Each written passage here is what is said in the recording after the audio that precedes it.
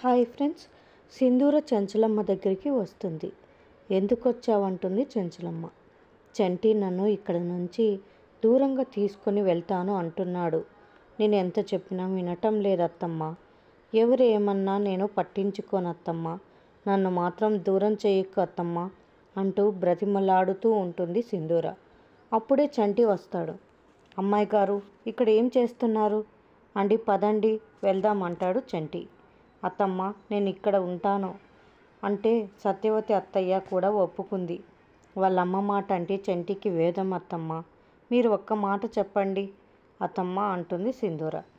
అసలు ఆ సత్యవతికి చంటి కన్న కొడుకే కాదంటే ఇంకా ఆవిడ చెప్పేదేంటి, వీడు వినేదేంటి అని చెంచలమ్మ చెప్పగానే చంటి సింధూర షాక్ అవుతారు.